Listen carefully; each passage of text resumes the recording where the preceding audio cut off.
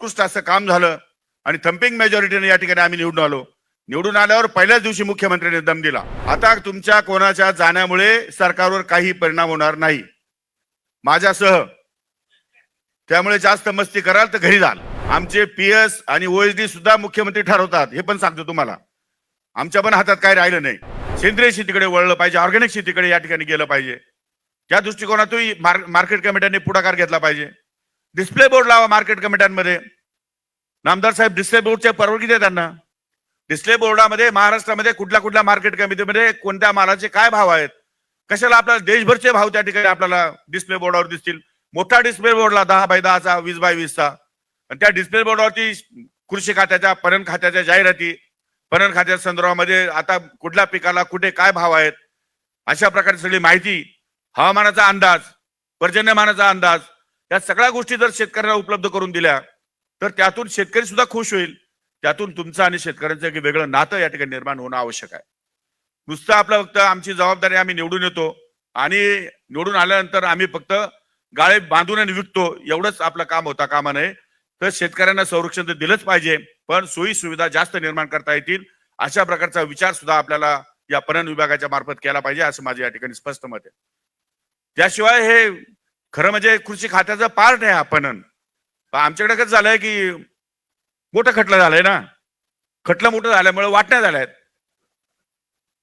नाही तर कृषी खात्यामध्ये पदुम कृषी खात्याचं, पणन कृषी खात्याचं, मत्स्य कृषी खात्याचं, सहकार्य तसा कृषी खात्याचाच आहे.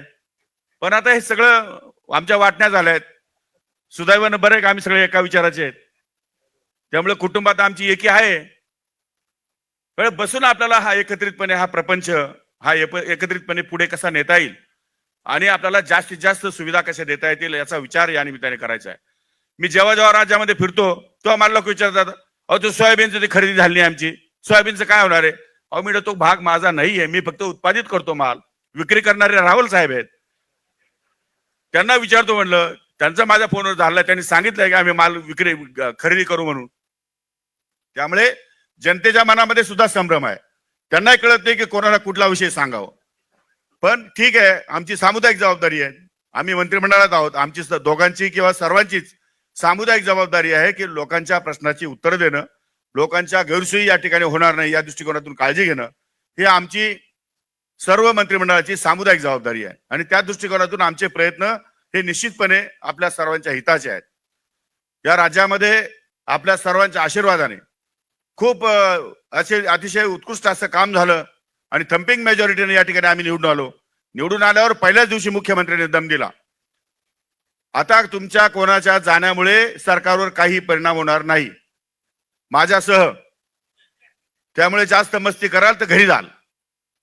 डिपार्टमेंटचं काम शिस्तीत लागलं पाहिजे. 100 दिवसाचा कार्यक्रम दिला. आमचे पीएस आणि ओएसडी सुद्धा मुख्यमंत्री ठरवतात, हे पण सांगतो तुम्हाला. आमच्या पण हातात काय राहिलं नाही.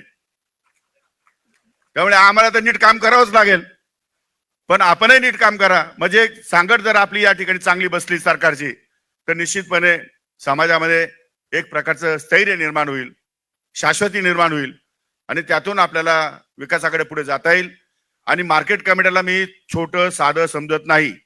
आमचा देवदास पिंगळे मार्केट कमिटीमुळे खासदार झाला, मार्केट कमिटीमुळे आमदार झाला, दुसरं कुठलंही पद माहित नाही.